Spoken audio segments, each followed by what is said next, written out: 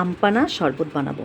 আম দেখো কাঁচা আম নিয়ে নিয়েছি, কাঁচা আমটাকে আমি 3টে আম নিয়েছি, এটাকে পুড়িয়ে নিচ্ছি ভালো করে, কিন্তু একটু পোড়াতে হবে যেন নরম হয়ে যায়।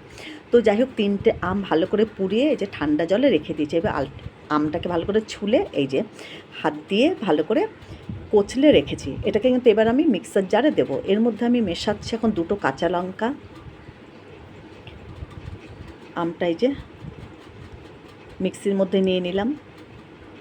খুব ভালো কিন্তু নরম নরম হয়ে গেছে পোড়ানোতে দেখো, আর এটা পেস্ট করলে আরও সুন্দর হবে।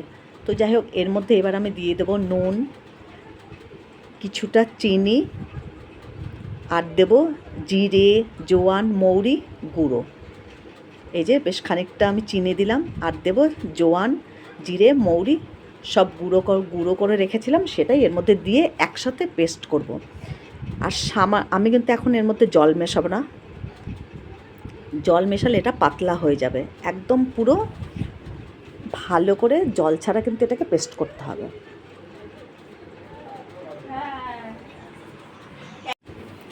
ভালো করে এটা পেস্ট করে নেবো, একদম একটা থকথকে পেস্ট করে একটা ছোট জায়গায় এটাকে নাবিয়ে নেব। তো ভালো করে এবার পেস্ট করে নিচ্ছি। যাই এর মধ্যে ওই যে ভাজা মশলাগুলো সব মিশিয়ে দিলাম। পেস্ট করার পরে দেখেছি একদম থকথকে একটা পেস্ট হয়েছে। এবার আমি একটা জায়গার মধ্যে এটাকে রেখে দিলাম। এবার আমি শরবতটা বানাচ্ছি। আমি প্রথমে এখানে 2 চামচ বা 3 চামচ দিচ্ছি।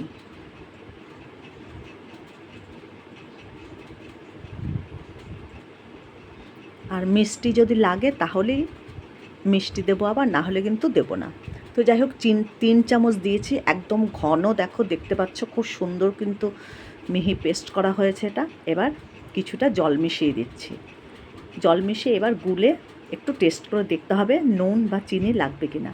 পরিমাণ মতো কিন্তু নুন চিনি দেওয়া একেবারে রেডি।